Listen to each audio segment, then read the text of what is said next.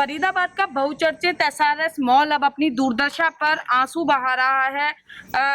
ना तो कर्मचारियों को नियमित रूप से ऐसा आरोप है कि सैलरी मिल रही है, ना ही जो किराए पर दुकानें ली गई हैं वो दुकानदार जो है फैसिलिटी जो दी जा रही है उससे खुश हैं। देखिए कुछ यहाँ पर हमारे साथ एसआरएस मॉल में सेक्टर 12 में काम करने वाले कर्मचारी यहाँ पर मौजूद हैं।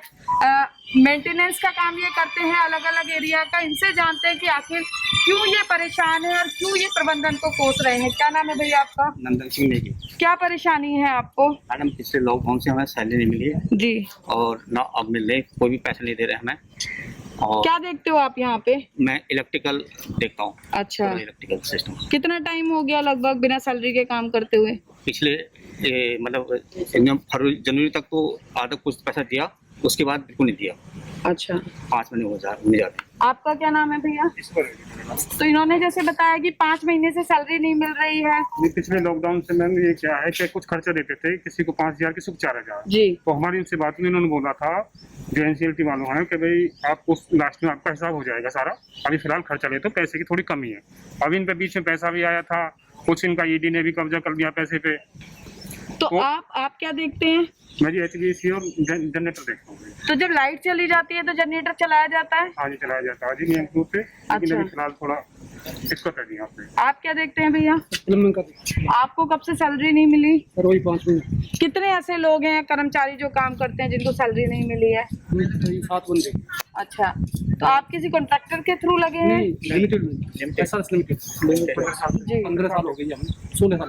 अच्छा, तो क्या कहते हैं जब आप पैसे मांगते हो तो? ये कहते हैं अभी पैसे है नहीं दे रहे, जाओ यहाँ से भाग जाओ।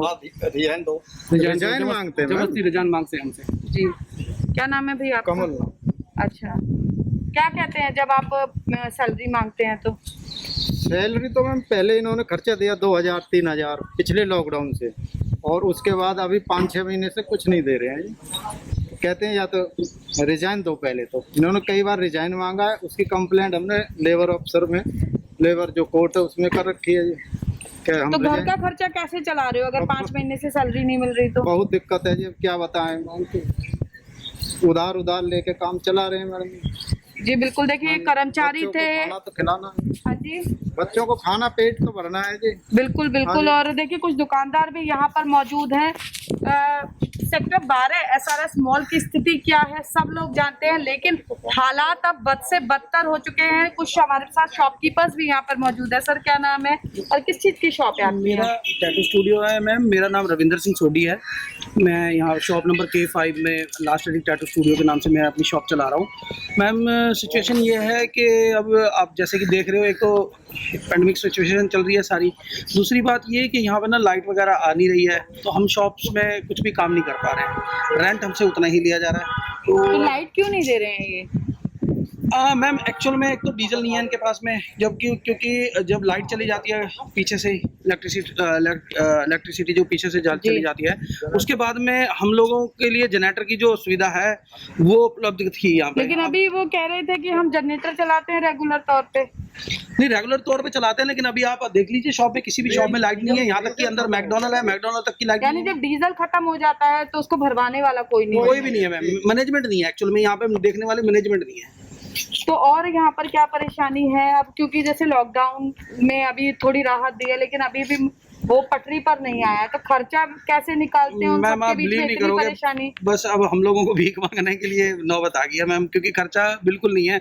मैं पंजाब से आके यहाँ पे काम कर रहा हूँ मैम, तो आप सोचो कि यहाँ से मेरा घर, जो मेरा गांव है वो 600 किलोमीटर के आसपास है, तो मैं यहाँ पर आके मुझे पता है मेरी सिचुएशन में मैं कैसे क्रिएट कर रहा हूँ और मैं किस तरीके से चला रहा हूँ, उस चीज़ को मैं ही जानता हूँ। मैं छोड़ी थी, लेकिन जैसे इतनी परेशानियां हैं, रेंटेड शॉप है, तो आप इसे वैकेंट भी कर सकते हैं, तो खाली क्यों नहीं कर रहे फिर शॉप? मैम खाली इसलिए नहीं कर रहा क्योंकि अभी जो है हम ये इस उम्मीद में है कि कुछ ना कुछ होप होती है ना एक आदमी को, ठीक है, कुछ ना कुछ तो आएगा। वो चीज़ भी यहाँ पे खत्म हो चुकी है अब, क्योंकि एक तो सिचुएशन ये है कोरोना की, दूसरी बात ये इन मॉल वालों का। तो जो लोग रेंट लेते हैं उन लोगों से आप अपनी ग्रीवेंसेस नहीं रखते हैं उन लोगों के सामने? मैम रखते हैं, लेकिन वो उस चीज़ को मानने के लिए तैयार नहीं है ना मैम। अब देखिए मैनेजर नहीं है यहाँ पे, कोई उस मैनेजमेंट को संभालने वाला नहीं है। एम्प्लॉय है, एम्प्लॉय से मैं लड़ नहीं सकता मैम जी। मैं तो किसी मैनेजमेंट, कोई जो जिम्मेदार व्यक्ति है मैं उसी से तो बात करूंगा कि मेरे लिए सर ये प्रॉब्लम हो रही है, मैं एम्प्लॉय को तो यही बोल सकता हूँ सर लाइट नहीं आ रही, वो मुझे यही जवाब देते हैं सर डीजल खत्म हो गया।